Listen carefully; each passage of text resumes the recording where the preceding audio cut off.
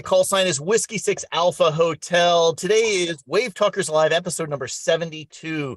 Today we're talking about preparing for Field Day 2023, and I'm joined by my esteemed colleagues Dan NR6V and W0DHG David Goldenberg. And let's get right into it today. So we're going to go ahead and, as normal, we're going to do our regular check-in. So if you have access to WinLink, let me see if we can do some unpinning. Oh, there we go. David's got it coming down. Send us a WinLink check-in. Use the regular WinLink check-in form. Send it to all three of us, W0DHG, NR6V, W6AH, and our tactical call sign WaveTalkers. And the question for today is, are you planning on participating in Field Day 2023? So let's do a quick demo of that. And let me see, which one am I actually connected to? I guess I'm connected to this one right here. So we'll jump over to that input, and I'll transmogrify myself down into the corner. Let me get rid of the little microphone thing there. So if you've got access to WinLink, you want to send yourself a WinLink, send us a WinLink check-in, just click on the new message button right here, and it's going to pop open that new message. Click select template. You want to get that window open. That's your template manager. Give the plus sign next to standard templates a click. It's going to pop down. You're looking for the general forms. Go ahead and give that a click. And down near the bottom, you should see the WinLink check-in.txt. Just give that a double click. That should open up your web browser of choice. You're going to fill this out. Be sure to always click on that date and time field, because that's going to set the current date and time based on your computer. We'll go ahead and click OK. Select as a status exercise and the band that you're going to be connecting to. I'm going to leave mine set to NA because I'm going to send this in via Telnet. And then the mode, you select the mode you're going to send this to. We'll probably do a show coming up on all of the different modes and why you might want to select or use one or the other. We're going to do Telnet for this one. Here's where you're going to enter in all of our call signs. Just separate those with a semicolon. W0DHG, NR6V, W6AH, and our tactical call sign WaveTalker. You're going to fill in the rest of the information here at the top, including your location information. Down here in the comment section, that's where you're going to let us know if you're planning to participate in Field Day 2023. Just go ahead and hit that submit button. Once you do, you'll get a couple of little pull down screens that'll come up there. Just go ahead and hit OK for each of those, and your browser window should go blank. At that point, you can close the browser window and you should have all the information filled in here in your message. Post that to your outbox and go ahead and make sure your correct session type is selected. Hit open session, hit the start button, and we'll see if we have any check-ins coming in. And it looks like we have check-ins coming in from all around the world. At the end of the show, we'll check back in here and bring up a map to see where everyone is. In the meantime, I'm gonna jump back up here into the studio. And for much of today, what we're going to be talking about, for all of today, we're going to be talking about the rules and preparing for Field Day. And for that, I'm going to hand things over to my co-host, David, W0DHG, and he's going to walk us through all of the details of this really cool event, contest. What do you think about that, David? Let's just bring you up, and I'll just kind of hand it over to you. It's not a contest. What? I think it's a contest, but it's not a contest. They claim it's not a contest. You know what it is? It's just my summertime fun. That's what I think of it as. It's a lot of fun to be able to do. It is totally fun. And someday, Chris, you'll actually do Field Day. I'll get to do Field Day again. I did Field Day years ago, but I have not had a chance to actually do Field Day. And I've got to work this year, unfortunately, for Field Day that whole weekend. So. Excuses. Yeah, that's okay. Yeah, so as you can see highlighted here in the second paragraph, they don't wait long. It says Field Day is officially an operating event, not a contest. The purpose remains today, as it did in the beginning, to demonstrate the communications ability of amateur radio in the community in a simulated emergency situation. Everybody raise your hand. Did you ever feel like this was an emergency? Seriously, raise your hand. What? Oh yeah, there's a virtual hand thing. Do they do it? Yeah, they can raise your hand. I see Steve raised his hand. Thank you, Steve, for playing along. Oh, 2 people. More raising hands. Okay, I never thought of this as emergency. It's an exercise. It's an opportunity. Okay. let's jump into the rules. We're going to mostly just kind of go through these documents. These documents are available at arrl.org/field-day. All of the information's there. I'll show you that in a little bit. Rules are important. Even if it's not a contest, the rules are important. And this is the loop I get stuck in every year because is it a contest? Is it not a contest? I don't know. If we have rules and we're turning in logs, what does everybody think? It's a contest. Sounds like a contest to me. It sounds like a contest. So these are the rules. There are 7 pages here. I'm going to slowly drag you through these so everybody understands not only what's changed, but what's new and exciting. And actually, I learned a couple things deep diving into this for my 9th or 10th year. Anyways, so this is the rules document, and it's available again at arrl.org/field-day in the rules section. And these are the rules document. It's a new one. As you'll see here, there are updated changes for 2023 that get on the air or the go to station. Bonus points criteria have changed. And this is an important thing for you to know because lots of points here. And is points important if it's not a contest? No, but it is important because you can get extra points. There is also 3 power level options, which is interesting. I thought this was a very interesting change. And then multi-channel streaming and automated operations are prohibited. I'm going to stop sharing for a minute. Chris? Hey, David, what is field day? I know we've said this, like it's a contest, it's not a contest. Oh. I'm sure we have some people who this might be their first time doing field day. What is it? I don't believe you. Why would somebody want to do this? Well, field day is basically an opportunity for us amateur radio operators to get out in the community, i.e. field day, and show off our skills, our service, to test our gear, to see what we can do over a simulated emergency event. And, ideally you want to set up in a park, out in the public somewhere so people can see you, find somebody that that owns a mall or some other property that you can have lots of people passing by. Take out your gear, try out your stuff, see what works, see what doesn't work. It's an opportunity for us to show off to the general public what we can do. It's an opportunity for us to run into hams that have been active. Every year when we do this, people come up saying, "Oh, you're doing field day," and we do it in a park where there's a lot of hikers, a lot of bikers, and we ask them, "Are you a ham? Because you know what field day is?" "Oh yeah, I haven't done it for years." And we try to bring them in and get them involved in the program. It is a good public service opportunity or public service customer facing or public facing opportunity. And I think that's the reason that the ARL started doing this. I can't even tell you how many years ago. This field day in the summertime is not quite as, or actually is more popular than the winter field day.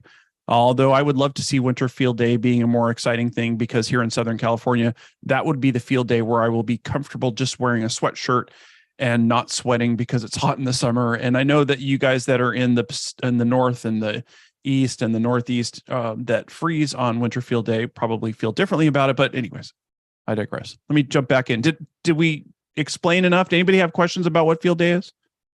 Anybody out there? You don't know? It's basically a time to go take your gear out, set it up, make some contacts, and also demonstrate to the public what we can do, what amateur radio is. Yeah, that's what I think too. All right, back to the rules. And these are exciting rules. There are changes. And if I can figure out how to share my screen, we're going to just dive right into those. So, hey, you know what? I stopped sharing because I wanted to ask a question. Chris? Yeah? Dan, can you explain that multi-channel streaming and automated operations that are prohibited? Multi-channel? Yeah. Well, no. I didn't get it either. I guess there are some of the FT whatever modes that you just turn on and it does all the connections back and forth, and you don't actually have to do anything, and those are not allowed. Yeah. And the multi-channel streaming, I think that's where you hop on and say, "Hey, I want to try this frequency and this frequency and for this frequency until I get a bite." And it's like fishing multiple lines, I think. Anyways, back to our show in progress. Here are the rules. All right. So eligibility: field days open to all amateurs. that are covered by the ARRL RAC field organization. Okay, I'm not going to read this whole thing for you. You can follow along. I've highlighted the important stuff. I'm going to talk about some of the unimportant stuff, or no, some of the non-highlighted stuff. That's all important as well. But basically, if you're in the US, Canada, South America, or DX stations, you can participate in field day. Object here, there are certain frequencies or certain bands that we can use, and there are some bands that you can see here that are left out. No 60, no 17. They don't want you operating there. Anything that's above 50 megahertz, 6 meters are all in play. So get your gear out, and all your gear, UHF, VHF, and HF, most of it will work. And, you know, again, it's an opportunity for you to get it out there, drag it out there, and see what you can make happen. The field day weekend this year will be June 24th and 25th. It's always the fourth full weekend in June. The hours of operating, this threw me off a little bit, but I think we're okay. 1800 UTC Saturday ending 2950 UTC Sunday. They used to have better description of how this worked. It's a 24-hour activity or event. But if you don't set up ahead of time, because you can set up for 24 or more hours ahead of time, then you can operate longer. Unfortunately, if you do that, you'll find that most people have shut down and taken their gear home, and there isn't anybody else to operate with. So we usually don't go past that time, but that's what it is. There's lots of classes and stations and setting up stuff. If you're interested or you don't know. By classes, you mean like not teaching classes, but we're going to get to that in a moment. Organizational structure of what you're going to take. Yeah. Okay. Yeah. I'm going to get into that in more detail than you want to hear about shortly. The entry categories. So when you do your exchange and we're doing field day, I'm going to be working as K6 ECG, and we're going to be 3 alpha Lima alpha X-ray. That's going to be my exchange. And we'll break that down. The K6 ECG, that's the club call that we're using. And then the 3 alpha is 3 transmitters, and we're a class A, and we'll talk about the classes in a moment. But the 3 transmitter part is this next section, this entry categories that I want to talk about. Your exchange is going to include how many primary transmitters are you working from. And one of the changes that happened a couple of years ago, it's not unique to this year, is they'll bonus you up to 20 transmitters. So you could be a 1 alpha or a 2 alpha or a 20 alpha, or you could actually be a more than 20 alpha, but you only get points for up to the 20 transmitters, primary transmitters. So let me understand this. So am I only allowed to have 20 transmitters or 3 transmitters at my site, or I'm only allowed to operate 3 transmitters at a time? How does that work? So when we say we're 3 alpha, what we're saying is at some point during the contest, we will have 3 HF transmitters on different frequencies at one time, different frequencies and different modes at one time. And actually, it's confusing because they say you could do 22, and the 22 would, or 20 would assume that you'd have 20 simultaneous working transmitters at a single time on a different band running a different mode. And so I guess the math does work out there that you could have that number of transmitters, but that number basically states that at one point during the contest, and I'll show you a little bit later in the rules here, that means that at least at one point during the 24-hour period of the contest, if you say you're a 3 or a 4 or a 5, you will actually have 3 or 4 or 5 transmitters up and running at a single given time. Not all of the time, but at one point you must have that going. Now, and that's HF though, right? So VHF doesn't count. Yeah. So your VHF, UHF station, that's free if you reach a certain level, or if you're doing like an A class, it doesn't count on that number, and your GOTA station doesn't count on that number as well.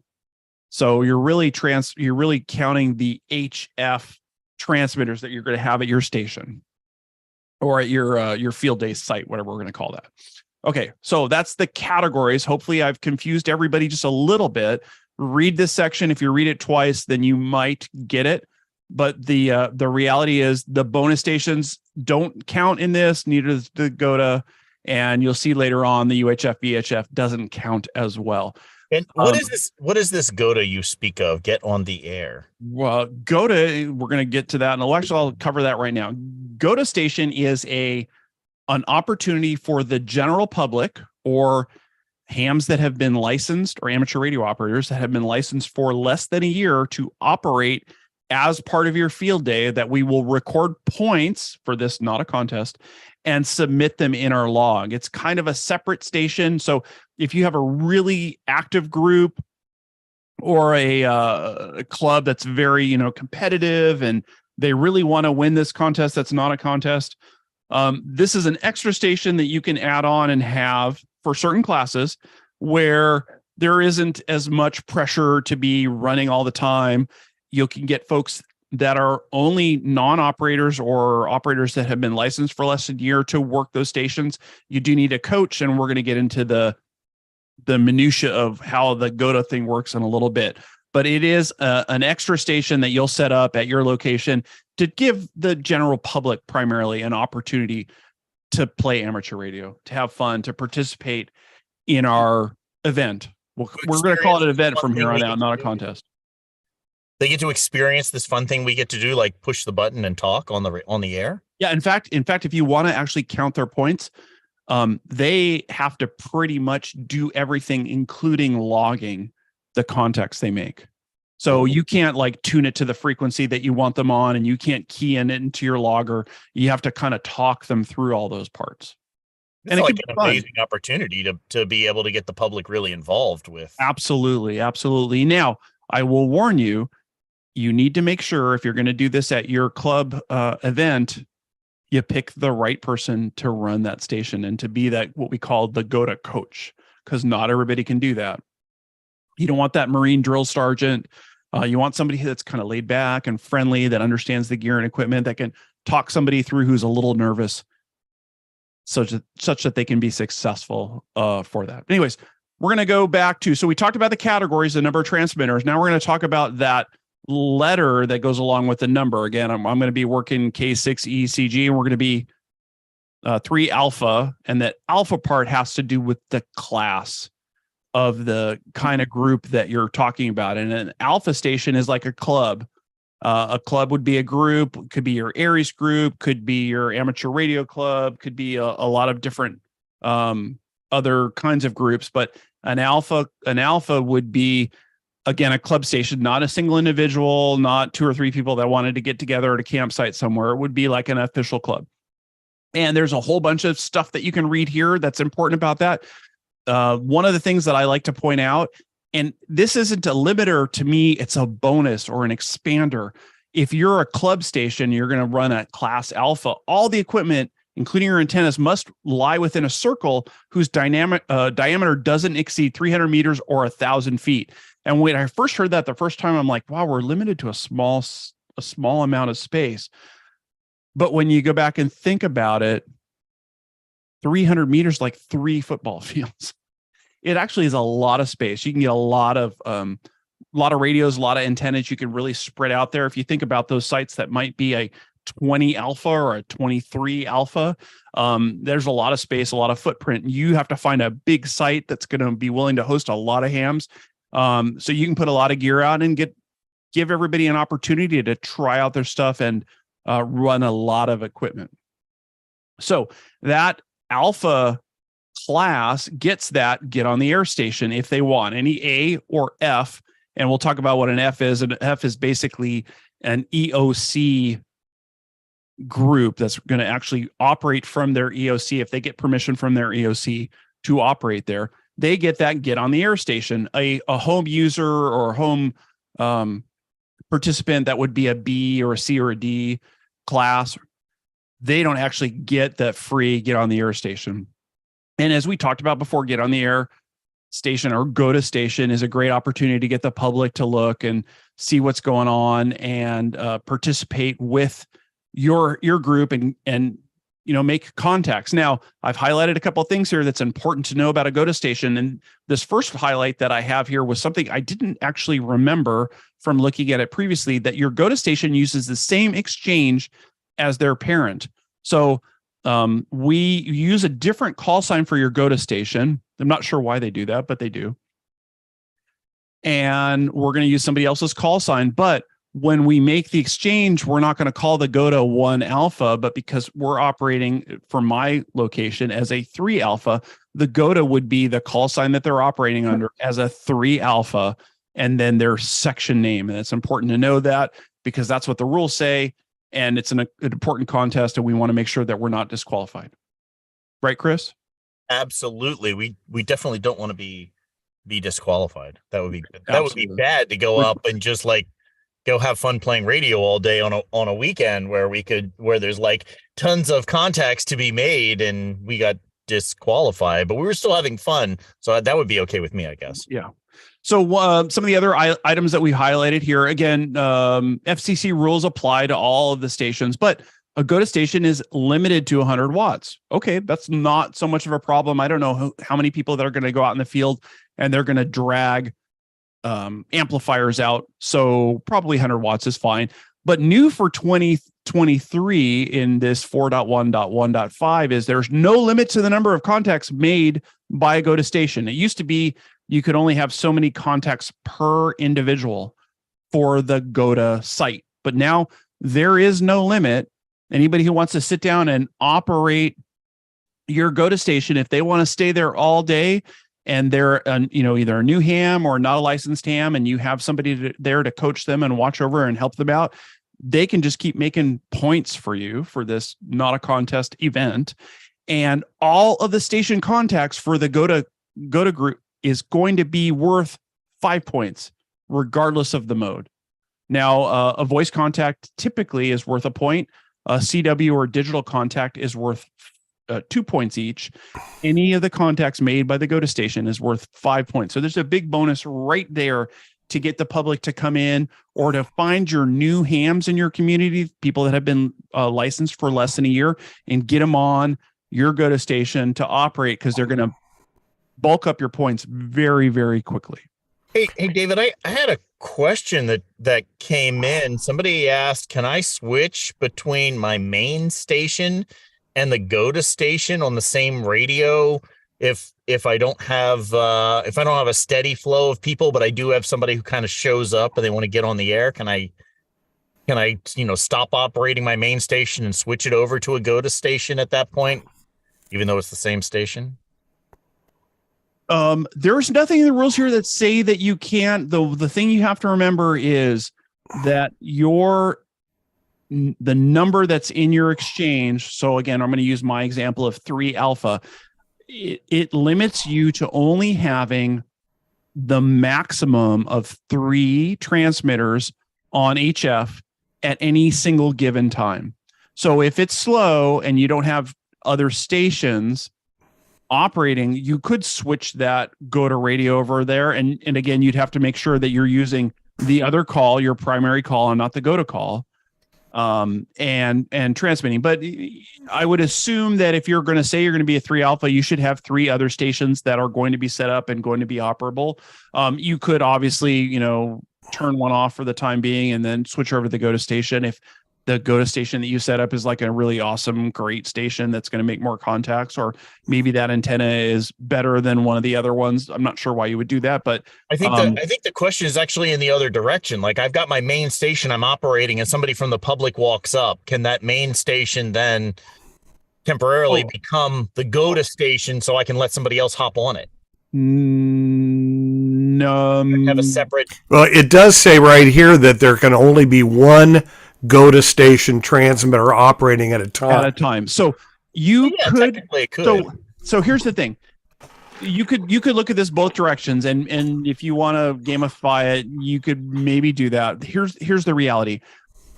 Any member of the public or any new ham, and they would be the qualified operators to operate your GOTA station, could work on any of the other stations, your primary stations, as long as there's a control operator, someone who's an actual amateur working with them, and that their privileges cover the bands and the part of the frequency that they're eligible to use, they could sit down and log and make contacts on your primary station. Now, I could see where you might want to gamify and say, oh, well, I get 5 points if we call this GOTA for now. Your mileage may vary, but you probably could do that. The only thing is you need to make sure it goes in that log. And I don't know if you want to move your computer back and forth or your log back and forth, but I see what you're saying. And yeah, that probably would be okay. Yeah. Don't tell them WaveTalkers told you to do that.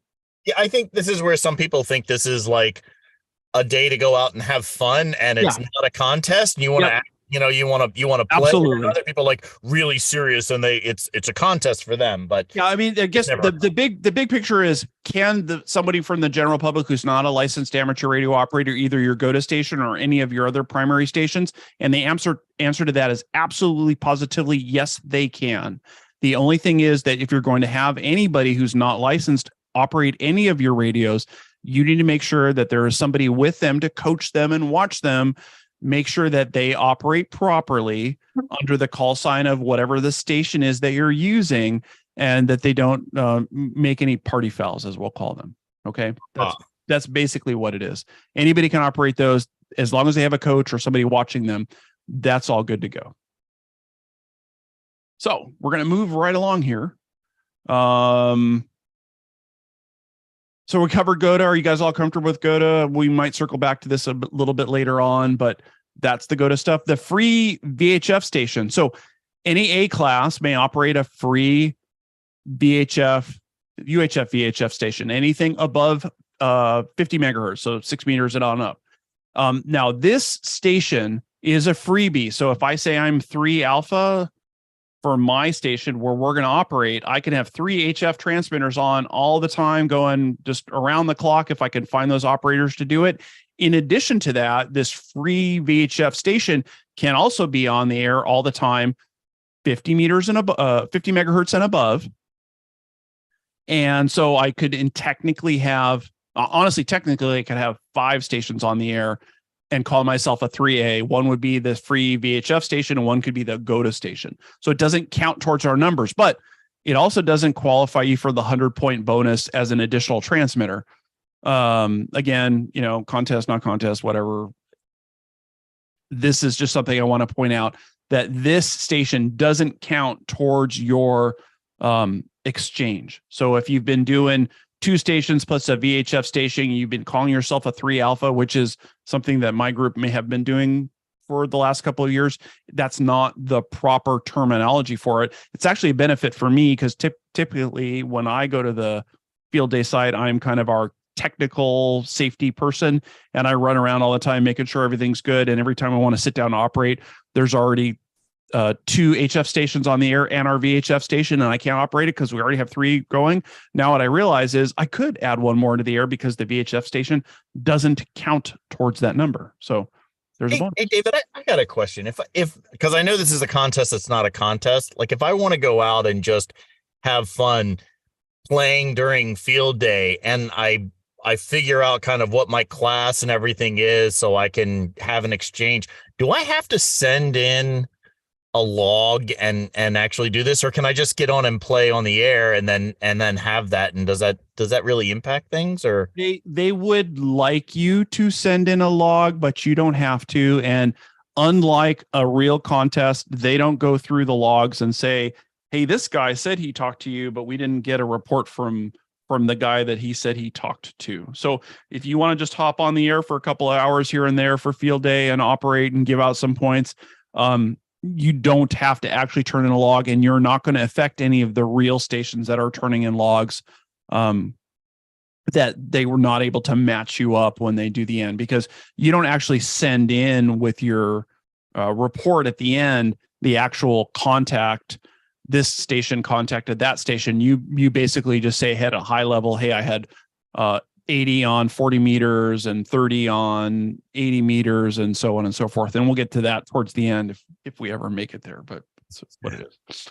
All right. So other classes, there's an A class battery. And this is again, it's a bonus nobody ever says I'm 2A battery. You just say I'm 2A. But what you realize is if you're running off a battery, and for this particular exchange or this particular class that you're going to sign up, if you're 2A battery, you're going to do everything on 5 watts or less, but you get a bigger multiplier for doing that. There's a class B that's 1 or 2 people portable. So this would be, hey, I'm going to do this at home, or I'm going to go out to a park, but I'm not a member of a club or a group. And so I'm not going to be an alpha. I'm going to be a beta or a Bravo station. And the thing about this, it's 1 or 2 people. You don't get a go to station because you're only 1 or 2 anyways. And you also don't get a free UHF or VHF station, but you still can say, hey, I'm a 2 Bravo and have 2 stations, 1 HF, 1 UHF, VHF, or 2 HF on the air at the same time. You just don't get that extra added one. But obviously, if you're only 2 people and you're portable, you're probably not going to be running more than 2 radios at a time. There's the class B battery, again, less than 5 watts. And again, there's multipliers for doing the less than 5 watts. And we'll talk about that a little bit lower down on the rules sheet here. Now, class C is a mobile station, and that's a station that's capable of operating while in motion.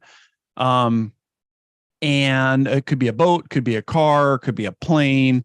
There's a multiplier here, assuming that you're not obviously plugged into commercial power because you're mobile. Now, it's one interesting thing about this is they don't state specifically here in these rules that the operator of this vehicle cannot be cannot be transmitting.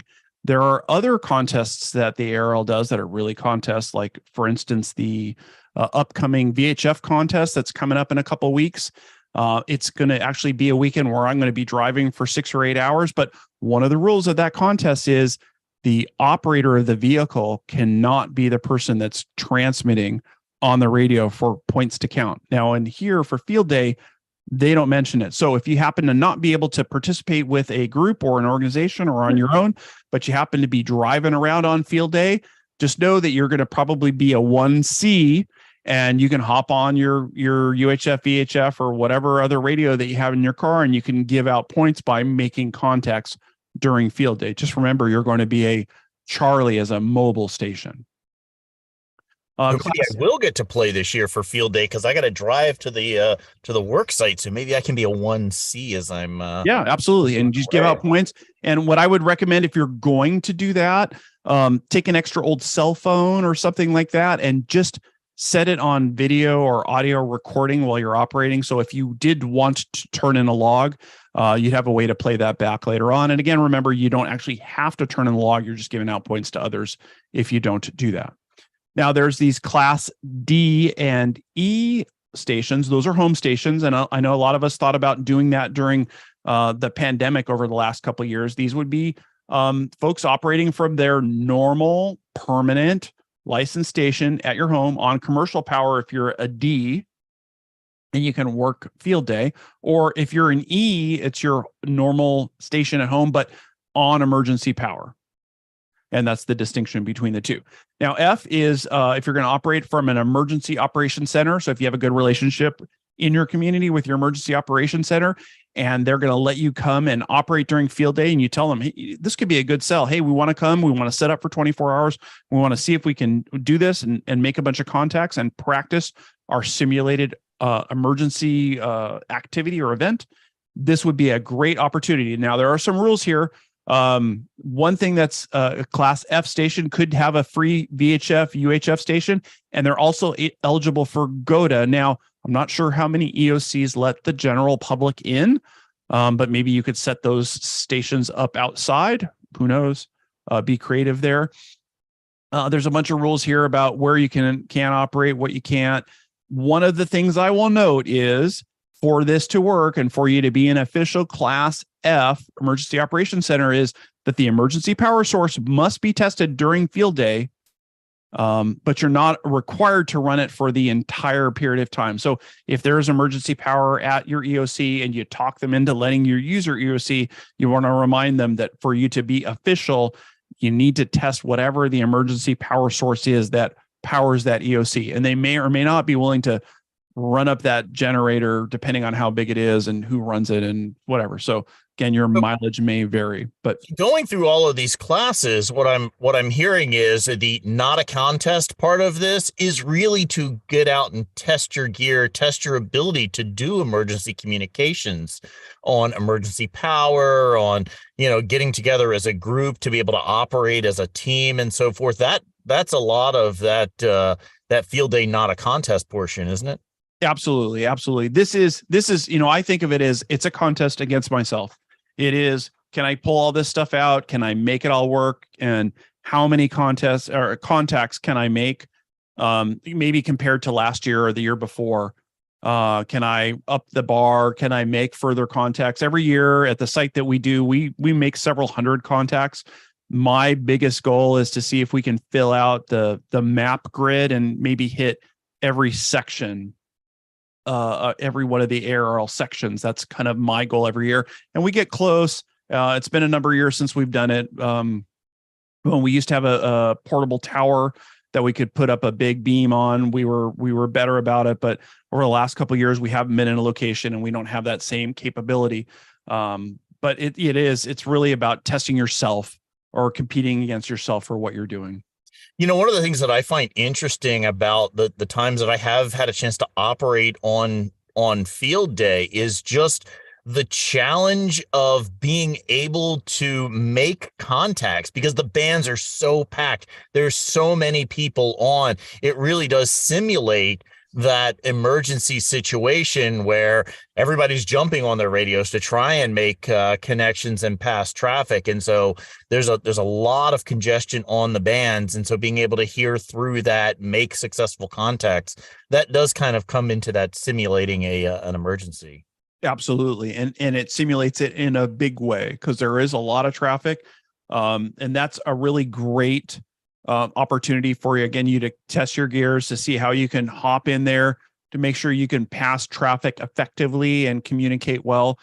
Here we're into the exchange. Item 5 which talks about what your exchange is. And again, we talked about this a little bit. Your exchange would be your call sign that you're using, and then the number and class you're working on and the section that you're in. So as you see here in this example would be whatever the, W1AW, and there are 3 Alpha CT or 3 Alpha Connecticut. And that's an important thing to remember. Now, if you're outside of the US or Canada, because Canada has sections as well, then you would be a DX station. So you might be a 2 Alpha or a 2 Delta DX, and that would go in your DX column. Now, one of the tips and tricks, and I'll make sure Chris has got a link to the document, is the ARL provides a nice one-page list that breaks down all the section initials, makes it a little easier to find them because they're going to be coming sometimes hot and fast, and you may not be clear, but you might get 2 of the initials, and then you can kind of figure out where they are based on that list. Or you can ask for a repeat or a fill.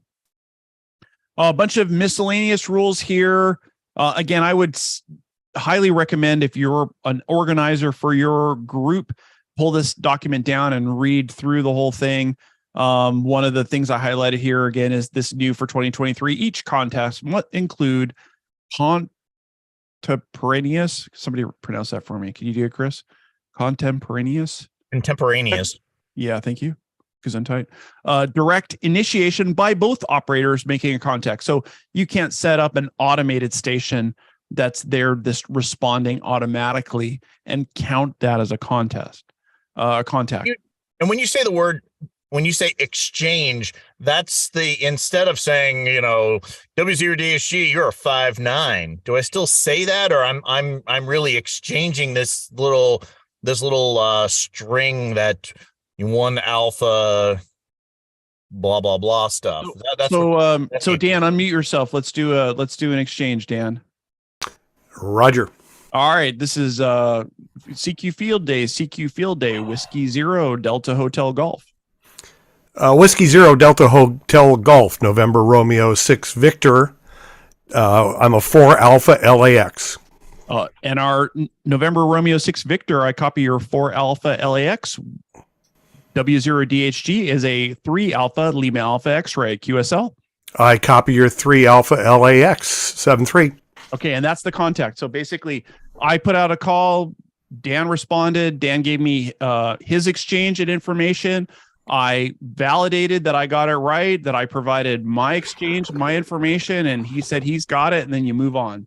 That's a contact. And that simulates that emergency traffic. I don't have to send a lot of information in that emergency traffic. There may be a small amount of information that if we were actually having an emergency, hey, I'm on the air, hey, we have power, hey, whatever those things are. That is the exchange at the simplest level.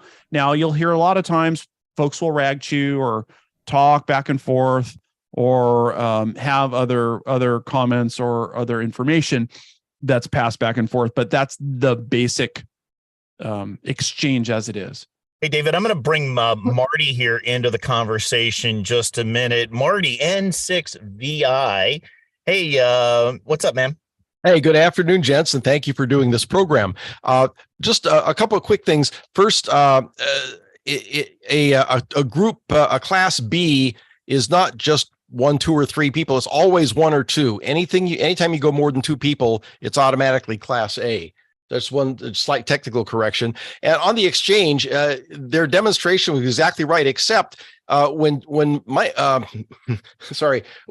David calls out a CQ, Dan's going to send his call back, but he's not going to send the exchange right away. He's going to wait to be acknowledged because you don't know whether they can hear you or not. Just like a real message exchange, you wait until the person acknowledges you and says, yes, okay, you're the one I want to talk to, as opposed to somebody else who may be louder. So the actual exchange would be Dan would send his call back, and then David would come back and acknowledge and send the exchange, and then Dan would acknowledge and send his exchange. Over. Right. Yep. Absolutely. And once you get in the rhythm of things, what I find is I'll get to a frequency and I'll want to make the exchange.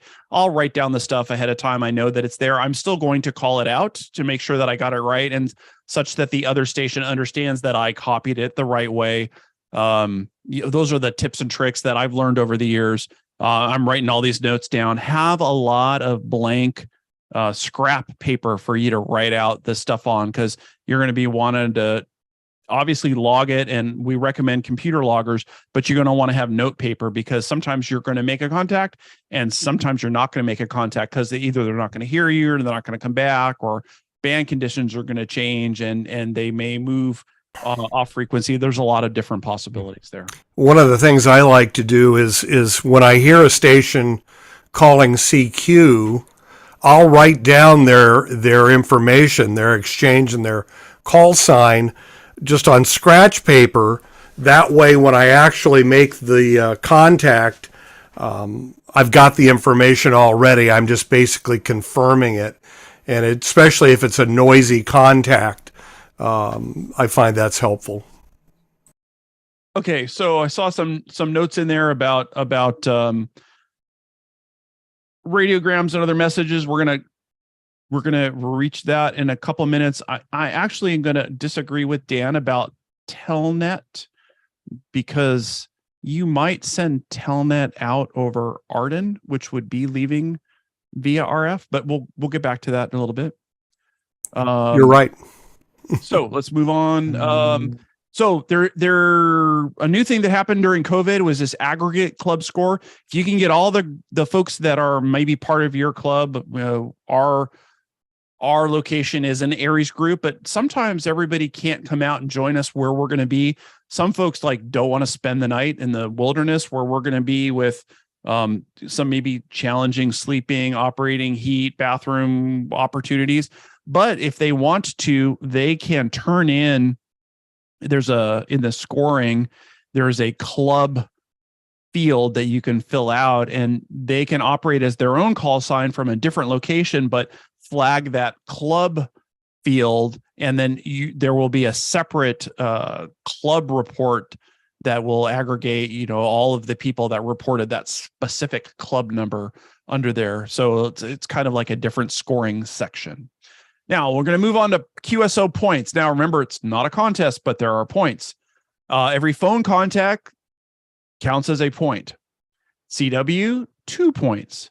There was actually some back and forth this year, earlier this year or late last year. They were talking about maybe digital is too easy and they may be like rolling back digital, but they decided, nope, digital contacts, 2 points. So every 2 phone is a CW or a digital contact. I'm not saying you should like move towards all CW or all digital. What you want to do is get people the opportunity to operate, and depending on how they operate, you'll want to have the ability for them to operate in the mode that they want to operate, and maybe give them an opportunity to stretch a little bit and operate in some of the modes that they haven't learned about or are not using all the time. So I would recommend for your field site, if at all possible, try to have the availability to do phone CW and digital contacts. Now, a lot of people might think that digital contact, those 2 points, it's just too easy. I'm getting too many points. But a lot of people don't really think about one of the challenges with operating digital when you're out in the field is power management. I know when I'm operating phone or voice on my rig on battery power, I can operate no problem for 24 hours as far as the battery power that I have. But if I'm operating digital, I'm running the computer, I'm running the transmitter at more full duty cycle. And so my power just does not last as long. So it creates additional challenges that you're going to have to face in order to make as many contacts doing digital. More than likely, you may not be able to operate as long, or you may need to recalibrate your power consumption for what you're operating with. Absolutely. And that is a consideration when in your planning. You might want to test ahead of time. How much power do you have if you're doing straight battery? Is the battery going to last you long enough, or do you need to make other plans to have a way to recharge those battery over solar or power bank or generator or what have you, to make sure that you stay within your class? So into power multipliers. Again, I'm going to circle back to not a contest, but we are turning in points. New for 2023, power output for classes A, B, and C cannot exceed 500 watts peak power envelope, PEP. Power output for D, E, and F cannot exceed 100 watts.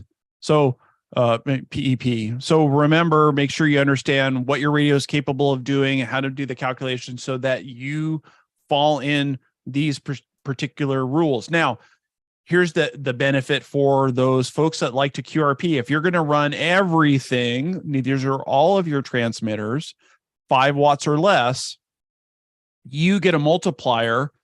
5 watts or less, and all of your power are other than commercial mains or motor-driven generator. So you can use battery, solar power, water-driven generator. You get a 5-time multiplier for every one of your contacts. Okay. So if you did phone on that low power, battery backed up, each one of those would be worth 5 points. The CW contacts would be worth 10 points, as well as the digital contacts. So again, you can look and see how your scores will grow. Now, if all of your contacts are made at 5 watts or less and you're using commercial power, then you get a multiplier of 2. So it might be this might be the weekend where you're like, hey, how many batteries can I get together? Because I don't want to use that generator because I'm going to do QRP and I want to maximize my points, right? So that's the 2 QRP or 5 watts or less scenarios. Either you have no commercial power, you have commercial power.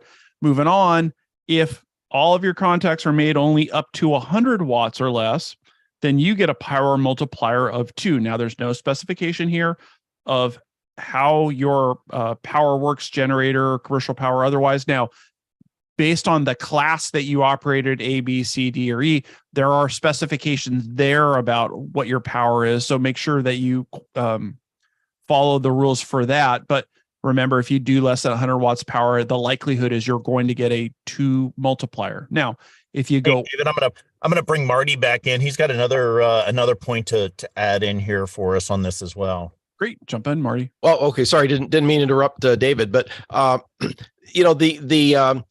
QRP battery class is one that if you're going to have a lot of relatively new operators, you don't even want to try that. The fact that you get more points, it can be very frustrating for particularly somebody who's not particularly used to working on HF to try and make contacts with 5 watts when everybody else is running 100. And it's just going to get frustrating for them. Where the QRP battery comes in typically is for very experienced operators, real contesters. Often, like there's a group called the Zuni Loop Expeditionary Force that operates up in the San Bernardino Mountains. They take their prep time by putting up multi-element wire Yagis up in the big pine trees. And I mean, it's like 3 elements on 40 and 5 elements on 20 kind of thing. And they're all CW QRP. They can take advantage of that very well. Our Southern Cal Contest Club, we used big tower trailers and Yagis, and we twice set the all-time field day scoring record, all running a 5-watt battery. But these were dyed-in-the-wool contesters and heavy use of CW. You really don't want to even mess with that with most field day setups. Right. Absolutely. That was a point we were going to make. Thanks for sharing that, Marty. That is definitely something that you don't want to do if you're going to want to invite the general public or your new operators to your site. David, I have a question. Where it says if all contacts are made, is this for your entire field day site or is this for one station? No, this is for all. This is for all of your every one of your transmitters. So these rules kind of overarch all of your station, and there's a little bit more breakdown later on. So essentially, if your group says, "Hey, we're the contesters that Marty was talking about. We want to do all QRP," and somebody shows up and they've got a 100-watt rig or even a 50-watt rig, that one rig will basically bump you down into the other multiplier, because not all of the stations that you're operating are going to be in that less than 5 watts class. So you got to be careful and you got to pay attention to what's going on there. To answer your question, Dan? It did, and I that was something I didn't know. Yeah, when we talk about this, as far as the power is concerned, it's any one station that falls into this area or this band is going to mean that you're going to be in this area. So again, here, any or all contacts made up to 100 watts, you get a multiplier of 2. If any or all contacts for in the 7.2.4, any or all of the contacts are made greater than 100 watts, then your multiplier is 1. So you got to make sure, like, you're going to have some operators are going to come like with the Yaesu MP class stations. Those will do 200 watts. You got to make sure that those people are not transmitting over 50% of the possible power that they could operate at, because anybody, even if you're transmitting at 101 watts, all of your stations basically fall in this category, and it means all of the stations are going to only be one multiplier for this. Okay. 7.2.5 here talks about the maximum number of transmitters. So again, just kind of what I just said here, any group that has one QRP station running 3 watts and a second running 500 watts, the QRP station is not going to have the benefit of working at low power, because there is one station there at 500 watts. So your multiplier becomes 1. So I hope that's clear for all. There's a whole bunch of other bonus points here, but I see we're getting to the top of the hour, so I'm not going to like drag through these all really slow, but definitely if you're going to operate, you're going to be wanting to turn in your logs, make sure you're familiar with this section. All emergency power, there's a bonus there. Media publicity. So this is important. This is a slight change, or I haven't seen the details of this before, but for the media publicity, there's 100 points here for earn to be if you obtain publicity from the local media. So that means somebody has to actually post something in a newspaper article, a radio article. Now, at the end here, they do say if you get somebody's news media site even their Facebook or Twitter to say, hey, we're doing this field day site at this location, you would be eligible for this bonus site. Now, this is different than I post on my Facebook or my Twitter that we're doing field day at this location, because there's another 100 points for that later on down that we'll cover. So if you can reach out to a news organization, either they come out to see you, they talk about you, or they post out on their social media, that's 100 points right there. Public location, ideally, if you're going to be an A, B, or F, you're eligible to get 100 points for being in a public location, a park, a mall parking lot, lots of different possible locations for that, but there's 100 points there. If you're going to be an A, B, or F, you're going to want to have a public information table with a couple of flyers here and there. That's worth 100 points. You want to make sure that that table is there. It's visible. You want to put a log there, and you want to make sure you assign one of your field day participants to be available when people walk up to that table to talk to the general public, to tell them about what we're doing, why we're doing it, hand out flyers, offer to answer questions, and maybe offer tech license classes or other opportunities to participate. Now, I've seen a bunch of questions in the chat about WinLink and how does WinLink play into field day. Section 7.3.5 and 7.3.6 these are your field day WinLink points right here. Okay, so there's two of them here. The first one is easy. One message to your section manager. And as you can see highlighted here, this message must be transmitted during field day event. Don't send it ahead of time. And a copy of it must be included with your submission of either the standard NTS form and read radiogram or an ICS 213. And it didn't used to include the ICS 213. It used to only be the radiogram. So they have changed that a little bit. Or have the equivalent content, which is, again, a change that I hadn't seen before.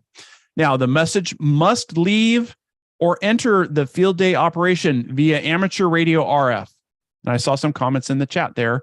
And Dan had mentioned that Telnet won't work. I argue that if you use a connection to an Arden station that your field day site can connect to, that is leaving your site via amateur radio RF.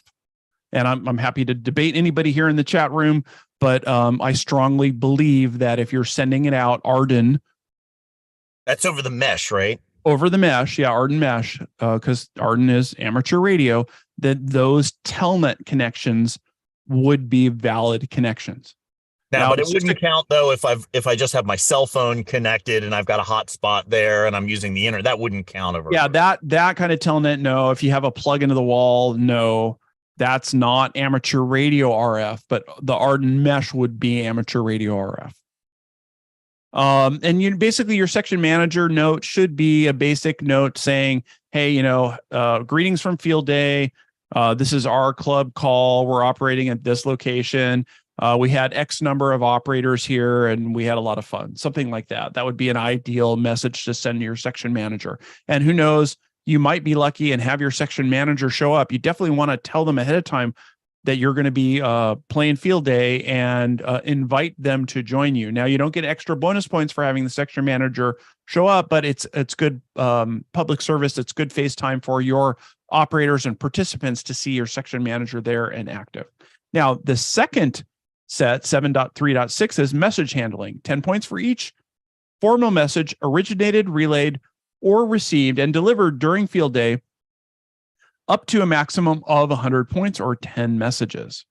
Now, the message you send to your section manager or section emergency coordinator doesn't count towards this. That's the one that's above. Messages claimed under this section must be either standard NTS, again, radiogram, or ICS 213, or have equivalent content. And for these to work, again, they have to go out via amateur radio RF. And this is available to all classes. Now, I'll give you all a hint. You guys send every Sunday a message to 4 separate WinLink recipients, W0DHG, NR6V, W6AH, and our WaveTalkers tactical call. Those would be, as far as I'm concerned, valid recipients. Now you have to find, or you could find up to 6 other recipients to send those messages to. Could be operators in your group, could be other folks that didn't show up, could be your aunt or uncle somewhere else. It doesn't specify it has to be to an amateur radio operator. If you're going to be doing your home station, I would strongly suggest that this would be a great opportunity for you to send WinLink messages to your emergency out-of-state contacts. That could be 1 or 2 of your messages, but there's 100 points here by sending 10 radiograms or ICS 213, and you can either do this voice if you have an NTS operative in your area that's willing to take messages, and we're lucky that we typically have a couple of them in our area, or we could send this out via WinLink over RF, UHF, VHF to a gateway, or over Arden on Telnet. Dave, I would caution folks from counting tactical addresses in that. I would probably. I don't know if I could send it to my addresses. It's unclear in there, but I would probably just stay with actual call signs. Okay, but when we do these, I send them to my out-of-state emergency contacts. They're not hams. So that's a formal message that's going out, and we can agree to disagree. And so maybe don't send it to our WaveTalkers tactical. Send it to other stations. But I guess it's a question. Anyhow, we've got a lot of people here inside of the Zoom and on the chat. Go ahead and put your call sign down in the chat if you're going to be operating for field day, because that gets a ready-made list of folks to send call signs to that you might want to be doing exchanges. I think we're also going to work on maybe getting a form set up on WaveTalkers, so we can maybe map out kind of who might be operating, so you can have some folks. Yeah, there we go. We got some call signs. Some good opportunities there, and maybe we can post that up on the site. So we've got a list of folks that are willing to take your radio. Do some exchanges. Yeah, absolutely. All right, moving on. Satellite QSO 100 points for making a contact with at least one amateur radio satellite during field day. Now, I will caution you, you only get this once. And part of the reason they only want you to do this once is because sometimes the satellites are very, very busy on field day, and they don't want one station or one location to be making 100 satellite contacts, because it will mean other stations won't have that opportunity. And I'm hoping to have video to share with you guys after field day is over of the really cool robotic arm that we use at our site that helps us make that satellite contact. Now, this is only available to A, B, and F stations. Alternate power, there's some bonuses there. 7.3.9 WA1W bulletin, that's an important 100 points there. There is a whole bunch of messages that they're going to send. Actually, there's one message that they're going to send out a whole bunch of different ways. And if you correctly copy that message and turn it in with your log, there's 100 points. And this is like one of the best parts of simulating an emergency situation. It's a long message. It's not short. And accurate copy is the key to making these points work for you. So I would strongly suggest that you copy it down. It goes out CW, voice, and digital. There's a whole schedule, and excuse me here where I pop over to the other document that we're going to link. And I think at the bottom here, there's a grid here that shows you, I hope I'm not making anybody seasick.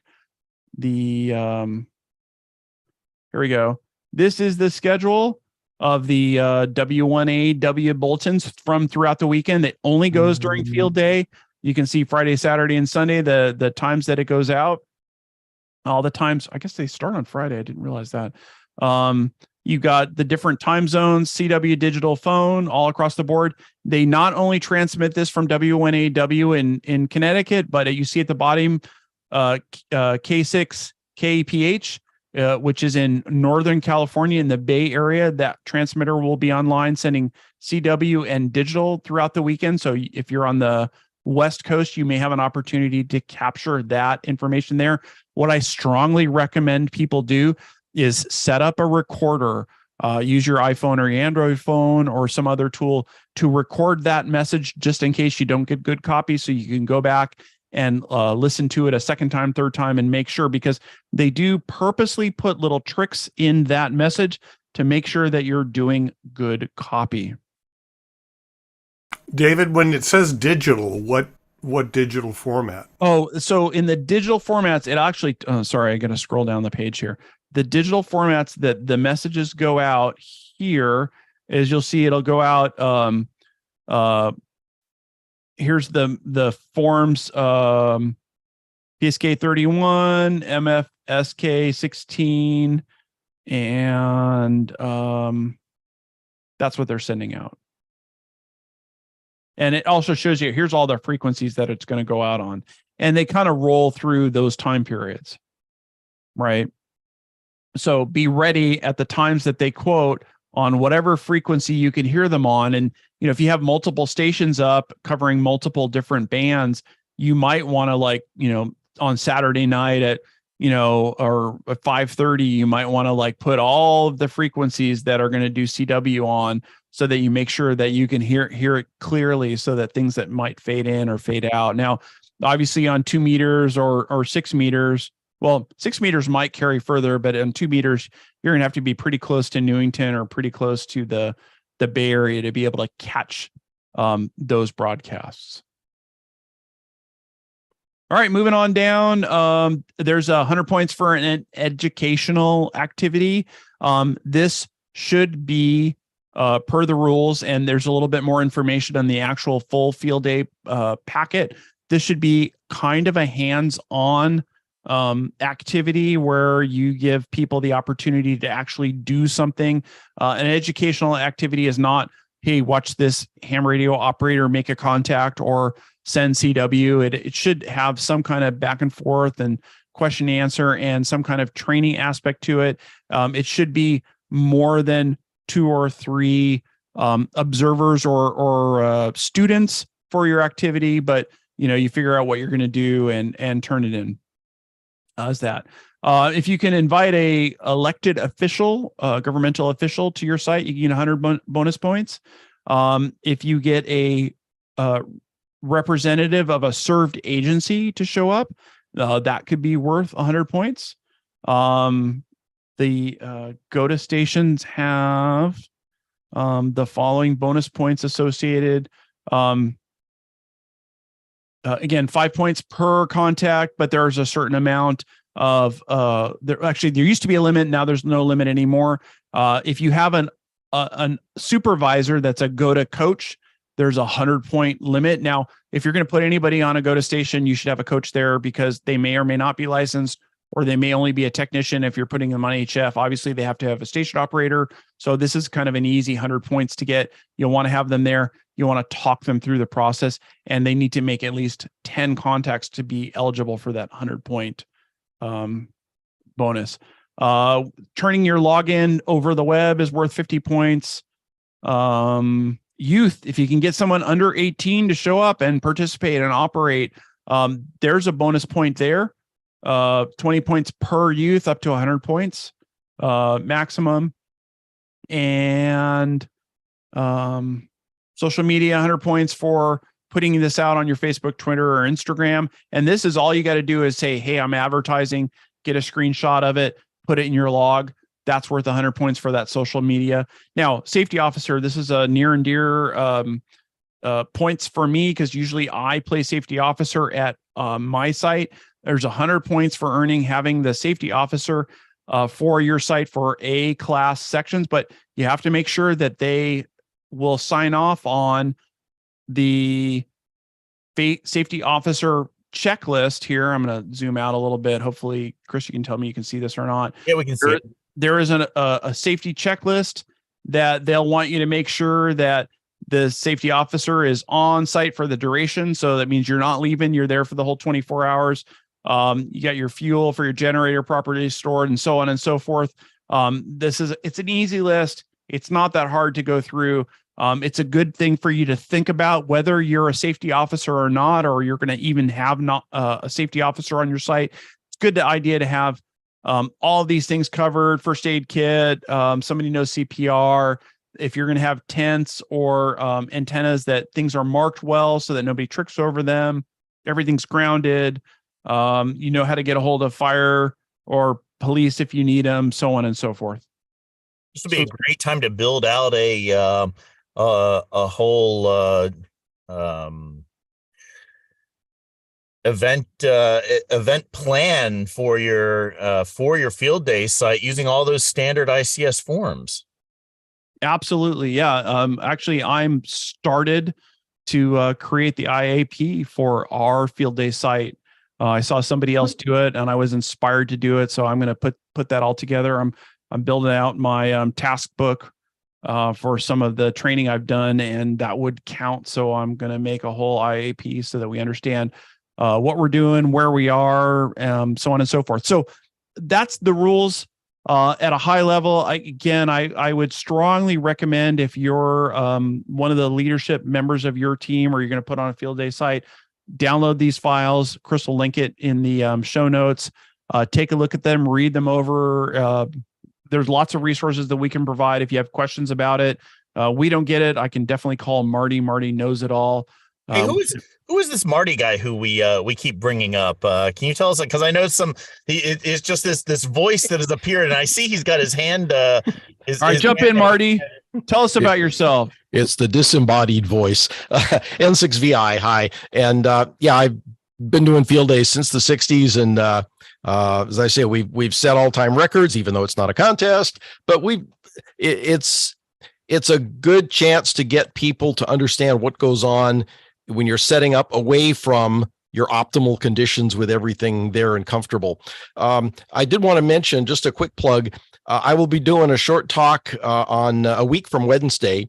So that's, I think, June 7th at 6 p.m. Pacific time on the Rat Pack. I'll be giving a talk on kind of last minute field day planning. And the emphasis is going to be on safety, of which there are a lot of issues to cover, and also on minimizing interstation interference, which can certainly happen when you have 3 or 4 stations going, and you don't want each one, when they transmit it, kills the other guy's receiver or the other gal's receiver. So we'll be covering both of those topics in some depth for about an hour on Wednesday the 7th on Rat Pack.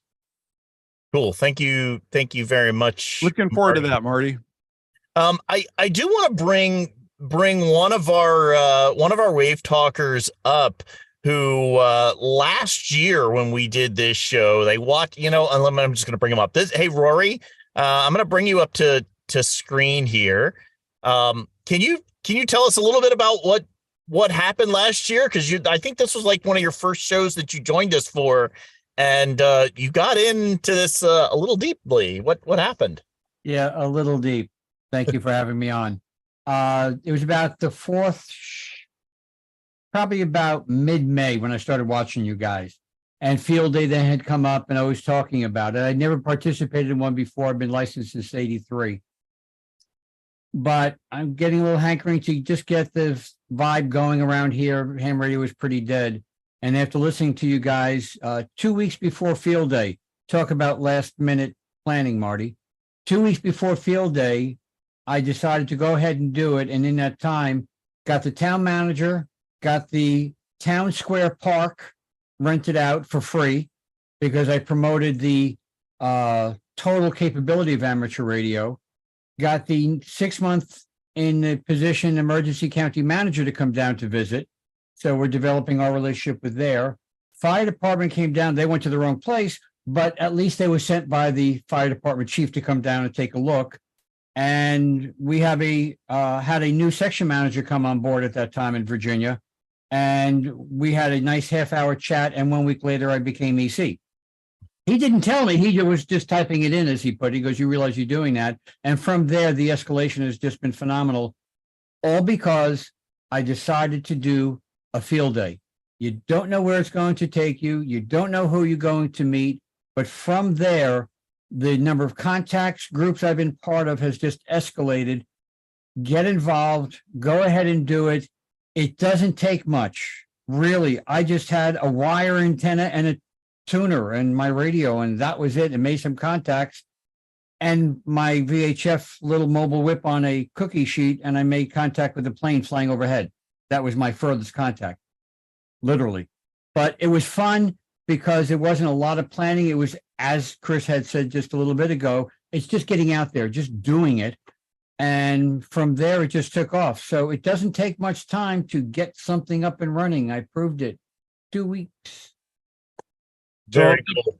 I'm going to jump in because I haven't been able to pay attention to the chat. And now that I'm paying attention to the chat, there's a lot of questions about, well, if we're doing a club call or an event call, does the messages, the WinLink messages have to go from those calls? And now I'm going to jump back to the rules so that I can help illustrate what's going on here for everybody so that they understand. So the messages that go out need to be originated, relayed, or received. Now, originated, relayed, or received. So that means I could set up my station at our field day site, or in the past, Marty's wife, Clara, is one of our NTS operators, and she would come to our field day site and take radiograms from the general community. That would be a message received to our field day site, and those messages count. Doesn't have to be going out from my station, my call that's sponsoring our field day site. It only has to go through our site or come to our site via RF or go out of our site via RF. So if you're worried about it, it's not whatever you're operating as, it just has to go through there. So hopefully that's clear to everybody.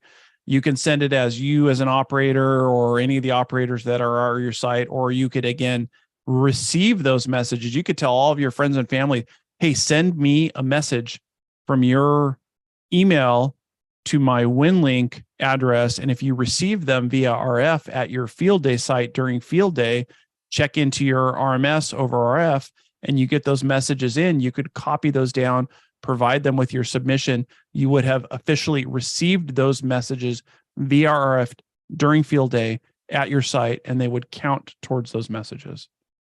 It's amazing. You've given us an entire roadmap of points for if you decide to do this field day thing and use it like a contest, even though it's not a contest, then David's just walked through a literal roadmap of how to get and optimize your points for this. So I think. Thank you so much for doing such an incredible walkthrough of that. For folks out there, there's been a lot of chatter or a lot of comments coming into the YouTube channel and other places as well. Thanks everybody for all of those. What I want to do a quick little check-in on our the check-ins that have come in via WinLink. So if you have not had a chance to send that in yet, now's the time to make sure you get that sent in. And I'm going to jump over to my WinLink or my WinLink station here. Chris, while you're doing that, can I make one comment? Oh, of course. Whether you are at a new site or you're going back to an existing site, do a site survey well in advance of field day. Marty actually did this for our site, but I can tell you that we discovered on our survey, the large oak tree that we used to suspend our wire antennas went down during the winter in a storm. So we don't have that to hang antennas from anymore. In that tree was a huge beehive that we'd avoided for years. Now those bees have been recovered and put into the wooden box beehives that were placed in the middle of one of the areas that we typically operate from. So another problem, because we got so much rain this year, all of the weeds and growth has taken over a lot of the area we use, and we're probably going to have to go do some weeding prior to field day. So do that survey of that area. Don't assume that it's going to be the same as it was last time, because it very well may not. Excellent point. Yeah, the more you prepare for going out and operating for field day, the better your overall experience on field day is going to be. So, hey, if you guys are finding the things that we're doing helpful, be sure to like and subscribe onto our YouTube channel. It's at youtube.com/WaveTalkers. Leave us a comment. Let us know if you're going to be operating for field day on there. It'll help drive some other traffic to your site, hopefully, as well. Let's do a quick check-in. I'm going to do one last quick check of the WinLink messages here, see if any additional ones have come in, and we'll do one more quick check, see if anything else does pop in there. And looks like we've gotten them all at this point. So I'm going to go ahead and map these. Again, because we've received these WinLink check-ins, I'm going to click on the little map icon, the little globe icon here in the toolbar. And from here, I can select WinLink check-in. That's the which form that I want to map here. And if you want to see how this works for yourself, if you click on that, you can click on messages and you can see a map of all the messages that you've received. But I'm going to check the WinLink check-ins right now. I'm going to go ahead and select the display map and then blow that out to full screen so we can get a better view of where operators are checking in today from all over the world. It looks like we do have Terry Z01HOG down in New Zealand joining us. I think Terry had daughter or granddaughter checking in with him too. You still there, Terry? We did? Oh, nice. Very cool. Yeah, we can see Terry. He's live in the Zoom. Hey, if y'all want to join us in the Zoom, you can do so by going to wavetalkers.com. Down on the bottom of any page, there's a join us link. Sign up. We'll send you out the link to join us in the Zoom live every week. And you can also join us for the after party, which we have after every single one of our shows. We also have, looks like Franz joining us from Austria and Roland joining us from Germany. Let me go ahead and zoom in a little bit here on the map. And I'm going to pan the zoom by right click and drag. That's always one of the nice little tips that we hand out every week to folks. We'll start up here in the Northeast. KJ7OFH joining us. Hey, thanks a lot for joining us up there. We've got KD8JJG, W9. NWN. I'm just going to roll over several more of these. There's Rory joining us from Southern Virginia. South Boston, I believe, is the town that you're in. N2WAWE, KD4VH down there. Oh, there's a couple of them in there. Oh, there's Lloyd, KO4L. And let's see, down here in Florida, KA2LAC. This looks like John there near Houston and King there near the middle of Texas, KA0ZIS, and who else do we got? November Alpha 7 Foxtrot Juliet. Now that looks like a shares call sign. That's one of the really cool things about WinLink is that operators on different systems are able to exchange messages. So thanks a lot for sending that in via shares. Station here in New Mexico, K5 RPE. I'm going to just roll down some of these. There's Bill up there in the Pacific Northwest. I'm going to zoom in a little bit more onto Southern California and southern United States here, because there's a lot more pins that are in here. Stations here in Utah and in the Vegas area, here on the border. Who else do we got? KN6LOA. Come up here we'll go down from Northern California and just roll over everywhere. So everybody's able to see that their check-in did come in here to us.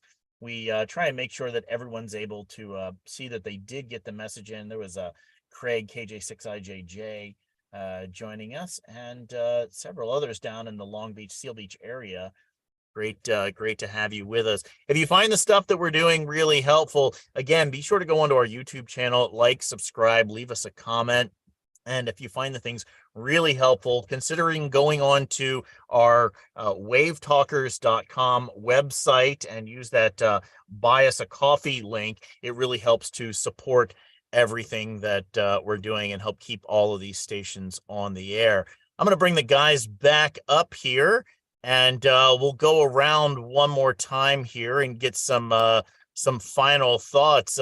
Dan, any final thoughts from you today on field day? And I will say that coming up over the next couple of weeks, we're going to be doing some more episodes about field day, but helping you prepare, talking about your antennas and station preparation and so forth. So this was just to kind of set that framework and that context for this event that is a contest, which is not a contest.